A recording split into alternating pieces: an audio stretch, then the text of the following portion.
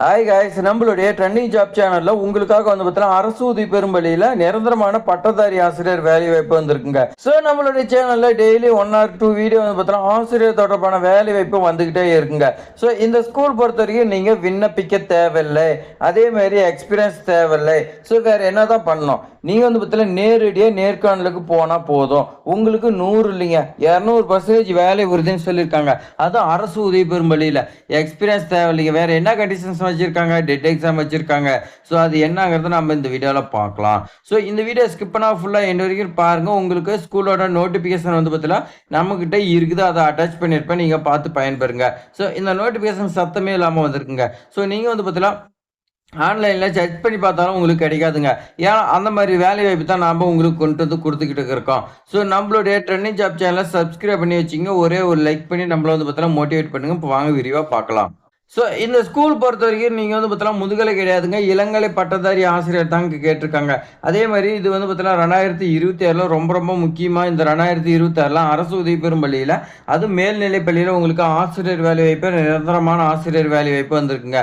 Permanent job, அதே மாதிரி temporary job, இந்த மாதிரி வந்து பார்த்தீங்கன்னா பிரித்து நிறைய டைப்பில் வந்து பார்த்தீங்கன்னா போஸ்டிங் வந்துகிட்டே இருக்குங்க.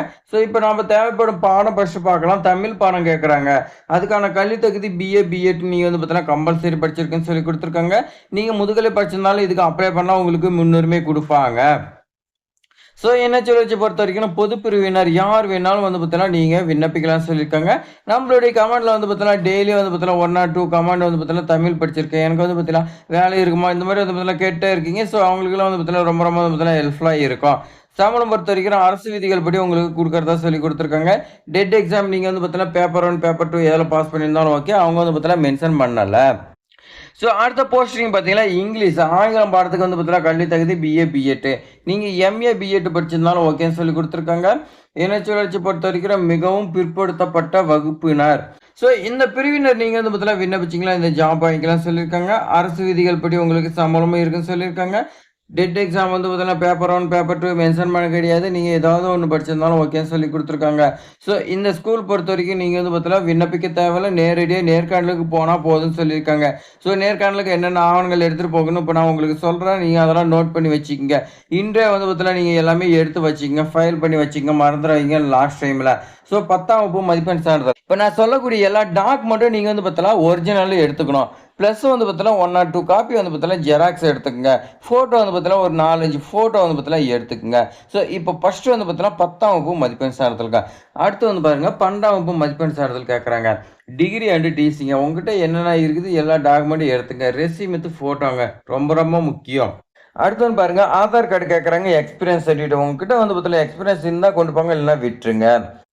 ஸோ அடுத்து பாருங்கள் சாதி சான்றிதழ் ரொம்ப ரொம்ப முக்கியம். இது மிஸ் பண்ணிட்டீங்களா உங்களை வந்து பார்த்தீங்கன்னா ரிஜெக்ட் பண்ணிடுவாங்க. அடுத்து இதர சான்றிதழ் இது இருந்துச்சுன்னா வைக்கலாம், இல்லை கூட விட்டுடலாம். டெட் எக்ஸாம் பாஸ் பண்ணிக்கிறீங்களா அது கம்பல்சரி வைக்கணும், எல்லாம் ரிஜெக்ட் ஆயிடுவீங்க. ஸோ நேர்காணலுக்கான தேதி பொறுத்த வரைக்கும் பாருங்கள் 28/3/2026ங்க. ஸோ இன்னும் வந்து பார்த்தோன்னா நமக்கு 4 இருக்குதுங்க, ஒரு 7 நாள் வந்து பார்த்தோன்னா இருக்குது. ஸோ நீங்கள் வந்து பார்த்தோன்னா மிஸ் பண்ணாமல் நோட் பண்ணி வைங்க. ஒரு ஸ்கூலில் வந்து பார்த்தோன்னா வந்துச்சுன்னா நீங்கள் நோட் பண்ணி வைங்க, இந்த ஸ்கூலில் இந்த தேதியில் வந்து பார்த்தோன்னா வந்திருக்குது, நம்ம அப்ளை பண்ணோம், நம்ம நேர்காணல் போகணும் அந்த மாதிரி.